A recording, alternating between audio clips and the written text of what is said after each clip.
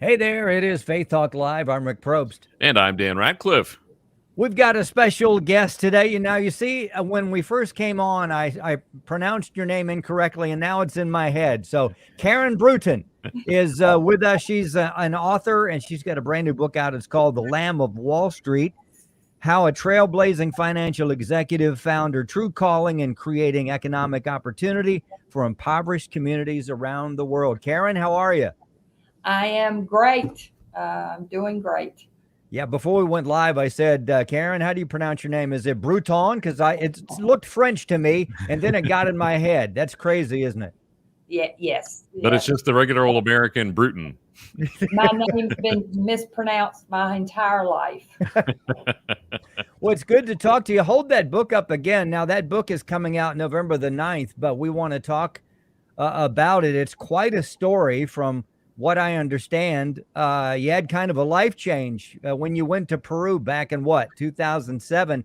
Is that what the book is about, the life change, and then all the stuff you've done around the world? Yes, and I am fourth in line behind those women who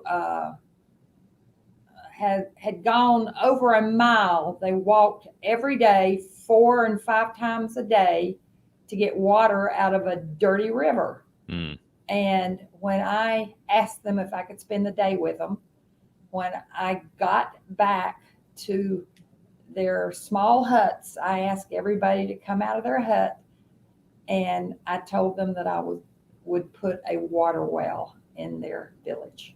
Hmm. And they were just overcome. Now, that was where was that in Peru? It was in Malawi. Now, you have been, from what I read, you've been all over the world, just helping impoverished people. What was the life change? What caused this whole switch? Well, I was in a Bible study, and we discussed one night that we had to be radically available for God. Hmm. And I raised my hand and said, I don't know that I can state that I would be radically available for God. What if he sent me to Africa? I'm never going to Africa. Africa is now one of my favorite. All the countries that I've visited in Africa are my favorite place to go. Isn't that funny how God does that? When we say, "Oh, I'm never going to do that," and God says, "Well, watch this." Watch this. Yes. So, that go ahead. woman on that picture is carrying a big bucket on her head. She has things in her arms, and you see the little feet of the baby that's tied to her back. Mm-hmm. Mm-hmm. That's women all over the world are like that. Wow. Now, talk about the name of the book alone just intrigues me. The Lamb of Wall Street, because you always hear about the Wolves of Wall Street. This is the Lamb of Wall Street. Tell us about how that came about. I didn't name the book. My publicist came out with the name of the book because I trade in the on the options board every day, and that's why the SEC came after me. I was audited by the Chicago Board of Trade, and they didn't find anything that I was doing wrong. Mm-hmm. I was doing everything correctly. And then the SEC came after me, and they didn't understand what I was doing, but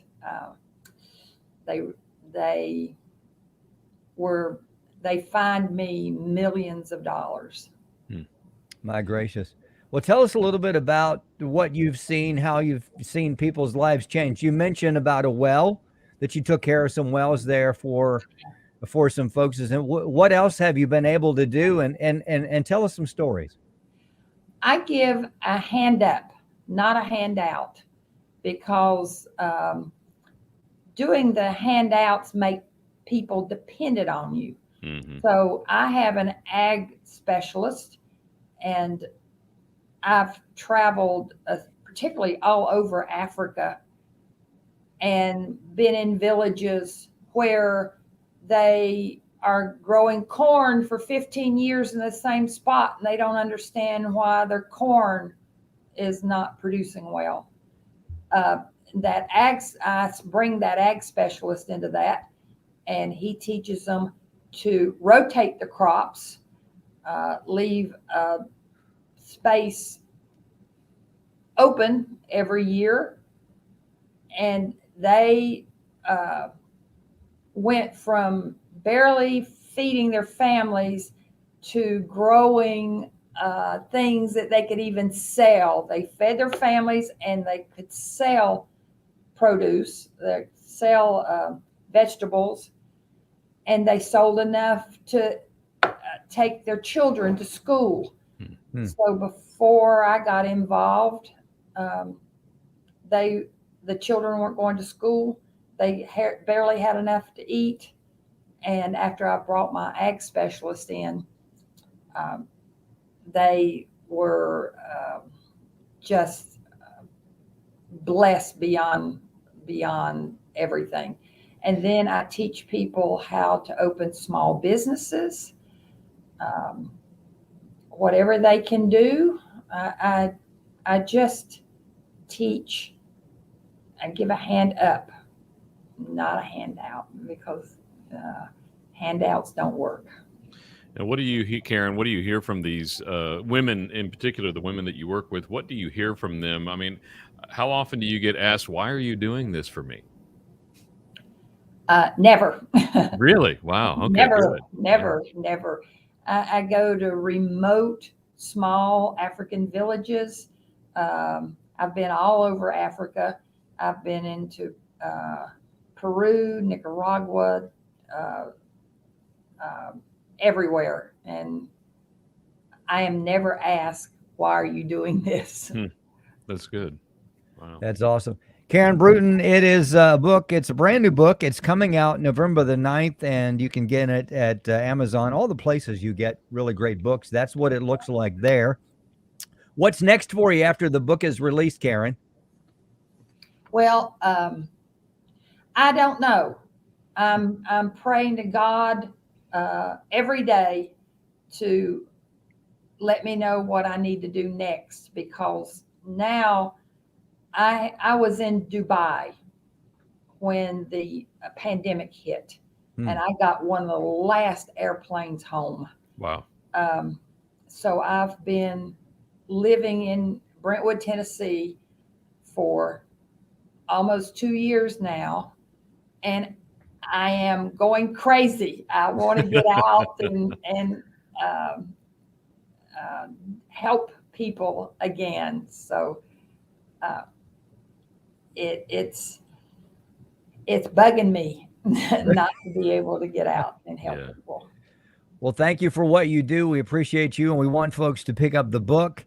It is called The Lamb of Wall Street. There, how a trailblazing financial executive found her true calling in creating economic opportunity for impoverished communities around the world. If you will, hold that book up again. You'll be able to get that book November the 9th, and you can get it at so many places, your favorite Christian bookstore website or Christian bookstore or Amazon, of course. Karen, thank you so much. We got to take a break. We will be right back. I appreciate this. Bye.